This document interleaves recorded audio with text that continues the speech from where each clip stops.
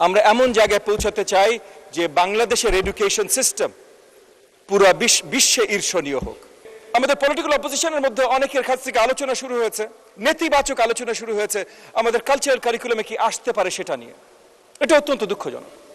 ঢাকা 13 আসন থেকে নির্বাচিত মাননীয় সদস্য এবং গণপ্রজাতন্ত্রী বাংলাদেশ সরকারের মাননীয় প্রতিমন্ত্রী জনাব ববি হাজ্জাজ, আপনার সময় 8 মিনিট। ধন্যবাদ আপনাকে।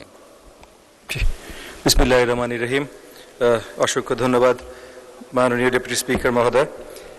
আমরা বিগত কয়েকদিন ধরে এই সেকেন্ড সেশনে আমাদের নতুন বাজেট নিয়ে আলোচনা করছি। অত্যন্ত গর্বের সাথে আমরা বলতে পারি যে এমন একটা বাজেট আমরা বাংলাদেশের জনগণের জন্য উপস্থাপন করেছি, যেই বাজেট জনগণ বান্ধব, যেই বাজেট আগামী বাংলাদেশ গড়বার জন্য তৈরি করা হয়েছে। প্রাথমিক ও গণশিক্ষা মন্ত্রণালয়ের দায়িত্বে, প্রতিমন্ত্রীর দায়িত্বে আমি আছি। সেই জায়গা থেকে একটু আমাদের পার্লামেন্টারি সকল কলিগসের জন্য মাননীয় ডেপুটি স্পিকার আপনার মাধ্যমে কিছু কথা বলতে চাই। আমাদের নির্বাচনী ইশতেহারে প্রথম থেকে পরিষ্কার ছিল যে আমরা শিক্ষা খাতকে জাতির সবচেয়ে বড় ইনভেস্টমেন্ট হিসেবে দেখব। মাননীয় প্রধানমন্ত্রী জনাব তারেক রহমান এবং আমাদের সংসদ নেতা এটা প্রথম থেকে পরিষ্কার করেছিলেন এবং উনি পরিষ্কার দেখিয়েছেন। মাননীয় ফাইন্যান্স মিনিস্টারকেও ধন্যবাদ জানাই। তারা পরিষ্কার দেখিয়েছেন যে লং টার্ম জাতীয় বিনিয়োগের বাজেট আমরা প্রথমবারই দেশ জাতির সামনে প্রেরণ করেছি। সবচেয়ে বড় বরাদ্দ রাখা হয়েছে টোটাল এডুকেশনের জন্য। প্রাথমিক এবং গণশিক্ষা সবচেয়ে গুরুত্বপূর্ণ বলে আমি মনে করি। ফাউন্ডেশনাল নলেজ এখানে তৈরি হয়। বিগত 20 বছর ধরে প্রাথমিক শিক্ষায়, গণশিক্ষায় আমরা যেই লেভেলের অরাজকতা দেখেছি, সেটা এখন পরিষ্কার যে আমাদের বিশ্ববিদ্যালয়গুলোতে পরীক্ষা দিতে যেয়ে আমাদের শিক্ষার্থীরা পাশ করতে পারে না অনেক জায়গায়। আমাদের পার্শ্ববর্তী দেশ সিঙ্গাপুরে আমাদের এইচএসসি লেভেলকে তাদের সমসমান ক্লাস 6 এর লেভেলের সাথে তুলনা করা হয়। তো সেই জায়গা থেকে আমাদের এখন দায়িত্ব এই জাতিগত ইনভেস্টমেন্টটা ঢালাওভাবে সাজানো। আমাদের অপোজিশনের যে ভাই ও বোনেরা আছেন তাদের অনেকের মধ্যে থেকে বা পলিটিক্যাল অপোজিশনের অনেকের মধ্যে থেকে অনেক ধরনের আলোচনা আমরা শুনি, যে আলোচনাগুলো আসলে কনস্ট্রাকটিভ না। আমরা অনেক ত্যাগ তিতিক্ষার পর এই পার্লামেন্টে এসেছি যে বাংলাদেশের জনগণকে আমরা সুন্দর একটা গণতান্ত্রিক সরকার ব্যবস্থা দেব, যেখানে সুন্দর আলোচনার মাধ্যমে সবচেয়ে বেস্ট রেজাল্টগুলো জনগণের জন্য তুলে ধরব। তো সেই জায়গা থেকে মাননীয় প্রধানমন্ত্রী প্রথম থেকে পরিষ্কার করেছিলেন যে সঠিক শিক্ষা ব্যবস্থা যদি তৈরি করতে হয় তাহলে সেটার অংশ খেলাধুলা, স্পোর্টস এবং কালচার পরিষ্কারভাবে হতে হবে। আমরা ইতিমধ্যে ব্যবস্থা শুরু করেছি যে প্রাথমিকে ক্লাস 4-5 থেকেই পুরোপুরিভাবে কালচার শিক্ষার অংশ হবে, স্পোর্টস শিক্ষার অংশ হবে। আমাদের প্রচেষ্টা আছে 8টা খেলা আমরা কম্পালসারি শিক্ষা ব্যবস্থায় ঢুকাবো। শুরুতে আমরা সবগুলো ঢুকাতে পারবো না, 2-3টা দিয়ে আমরা শুরু করব। একইভাবে কালচারের পুরোপুরি যত কালচার এলিমেন্টস বলতে আপনারা যত কিছু বোঝেন, পারফর্মেটিভ arts, expressive arts, fine arts, এই সবগুলো প্রাথমিক থেকে আমরা দেওয়া শুরু করব। ওটা দুঃখের সাথে আমি আপনাকে বলছি, আজকে এই পার্লামেন্টে, এই মহান পার্লামেন্টে বলতে হচ্ছে মাননীয় ডেপুটি স্পিকার, যে আমাদের পলিটিক্যাল অপোজিশনের মধ্যে অনেকের কাছ থেকে আলোচনা শুরু হয়েছে, নেতিবাচক আলোচনা শুরু হয়েছে আমাদের কালচারাল কারিকুলামে কি আসতে পারে সেটা নিয়ে। এটা অত্যন্ত দুঃখজনক। বিকজ আমাদের সবার নজর রাখতে হবে আগামীর বাংলাদেশ গড়া নিয়ে।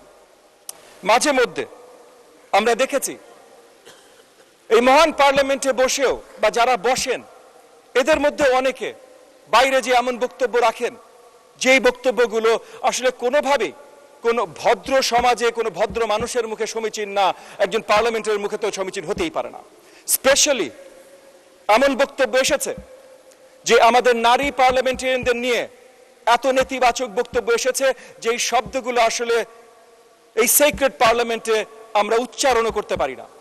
ওই একই জায়গার মনোভাব থেকে, ওই একই নেতিবাচক বা নোংরা মনোভাব থেকে ওই জায়গায় কথা আসে যে কালচারাল এডুকেশন নাকি আমাদের সন্তানদের ভুল পথে নিয়ে যাবে। আমরা নতুন সমৃদ্ধ বাংলাদেশ তৈরি করতে চাই। যেই নতুন সমৃদ্ধর বাংলাদেশের পথ আমাদের দেখাচ্ছেন আমাদের মাননীয় প্রধানমন্ত্রী, আমাদের সংসদ নেতা জনাব তারেক রহমান। যে ইনভেস্টমেন্ট আমরা দেশের ভবিষ্যতে করতে চাই, সেই ইনভেস্টমেন্ট সঠিকভাবে তখনই হবে যখন উন্মুক্ত ক্রিয়েটিভ চিন্তা চেতনার জায়গা আমরা তৈরি করে দেবো আমাদের শিক্ষার্থীদের জন্য। আর সেটা করতে হলে আমাদের কালচার, আমাদের স্পোর্টস শিক্ষার বড়ভাবে অংশ হতে হবে। এবং শিক্ষার ইনভেস্টমেন্ট, এই যে অনেক আলোচনা হয়েছে আমাদের এই বাজেট নিয়ে, যে আমরা এই বাজেটে সাপ্লাই সাইড এক্সপ্যানশন নিয়ে কি দেখিয়েছি। এগেন পার্লামেন্টে হয়েছে, পার্লামেন্টের বাইরেও অনেক বিশেষজ্ঞরা এগুলো নিয়ে আলোচনা করেছেন। সাপ্লাই সাইড এক্সপ্যানশনে আমরা কি করেছি। প্রথমত আমাদের মাননীয় ফাইন্যান্স মিনিস্টার, মাননীয় প্রধানমন্ত্রীর নেতৃত্বে যে বাজেটটা দিয়েছেন সেটা জনবান্ধব, মানে জনগণকে সহযোগিতা করবার জন্য কেনজিয়ান স্টাইল একটা বাজেট আমরা দিয়েছি, যে জনগণের উপরে যদি আপনি ইনভেস্ট করেন তাহলে জনগণই দেশকে এগিয়ে নিয়ে যাবে। কিন্তু একই সাথে সাপ্লাই সাইড এক্সপ্যানশনের জন্য ক্রিয়েটিভ ইকোনমি, পুরনো ফ্যাক্টরিগুলোকে কিভাবে আবার পুনরুজ্জীবিত করা যেতে পারে, এই সব কিছুর বড়ভাবে জায়গা রাখা হয়েছে আমাদের নতুন এই বাজেটে। তো সেই জায়গা থেকে শুধু নেতিবাচক আলোচনা না, আমাদের অপটিমিস্টিক বাজেট করা হয়েছে, কারণ আমরা অপটিমিস্টিক জাতি। আমরা সঠিকভাবে কাজ করব, আমরা যে অপটিমিস্টিক জায়গায় পৌঁছাতে চাই সকলে মিলে আমাদের মাননীয় প্রধানমন্ত্রীর নেতৃত্বে সেই জায়গায় আমরা যে পৌঁছাবো। কিন্তু ফরমোস্ট সবার জানতে হবে, সবার চিন্তা করতে হবে যে আমরা কি ভবিষ্যতে যেতে চাই, কিভাবে যেতে চাই। তো যেই ভবিষ্যতে যেতে চাই সেই ভবিষ্যতে যাবার জন্য জিডিপির 2%, মানে এর আগে 1.3, 1.4 এইরকম ভাবে আমাদের জিডিপির অংশ ছিল এডুকেশন বাজেট, 2% বৃদ্ধি করে জিডিপির এডুকেশন বাজেট এবার প্রণয়ন করা হয়েছে।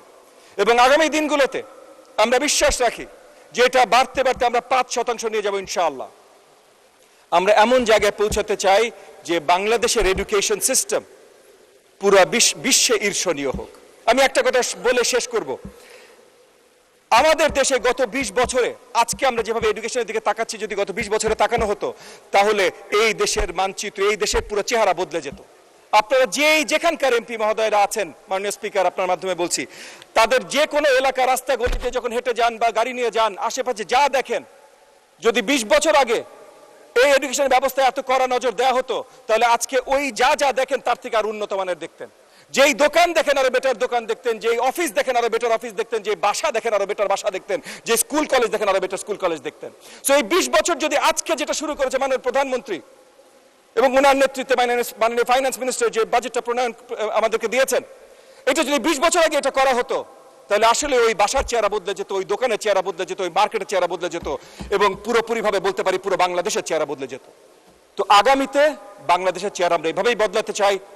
আপনারা আমাদের মাননীয় ডেপুটি স্পিকার আপনার মাধ্যমে বলছি, বিরোধী দলে যারা আছেন তারা নেতিবাচক অনেক কিছু বলতে পারেন, ক্রিটিসাইজ করেন, কিন্তু মূল লক্ষ্যতে পৌঁছাতে এখানে বাধা দিতে চেষ্টা করবেন না। আপনাকে অসংখ্য ধন্যবাদ মাননীয় ডেপুটি স্পিকার। ধন্যবাদ right honourable member mister Hajjaj.